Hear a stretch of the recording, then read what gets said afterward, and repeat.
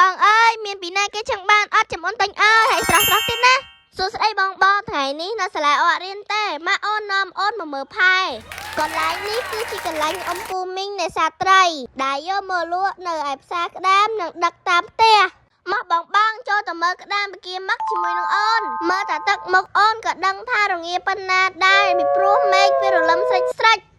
បងភ្ញៀវទេសចរអីដែលចង់បានក្តាមបកាមឹកស្រស់អីហ្នឹងណាអាចទិញកន្លែងនេះបានតែគាត់ឡើងតែពេលព្រឹកទេចន្លោះម៉ោង7 8ព្រឹកអីហ្នឹងបងអាចមកកន្លែងហ្នឹងគឺអ៊ំគាត់ឡើងទុកខ្លួនអញផ្ទាល់តែម្ដងអត់មានយកចិញ្ចឹមមកពីណាទេក្តាមធម្មជាតិប៉ិតណាបងហើយធំទៀតណាហើយត្រីនេះតម្លៃធូរថ្លៃខ្លាំងមែនតើបងអើយអូនទៅពេលព្រឹកចឹងអ៊ីគាត់លើកយកទៅលក់នៅផ្សារក្តាមនិងទៅតាមផ្ទះអ្នកខេត្តអូនណាគាត់ស្រួលរកម្ហូបញ៉ាំណា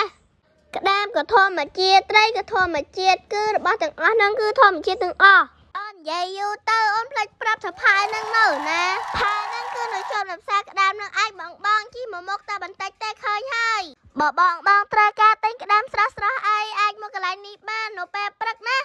ដែលទិញផ្ទាល់ពីអ៊ំនេសាទតែម្ដងបាននិយាយអំពីទេសភាពនៅនឹងវិញស្អាតខ្លាំងណាស់បងដើរមកមុខហើយក្រឡេកទៅខាងក្រោយឃើញទេសភាពភ្នំកាប់ទាំងមូលតែម្ដងបង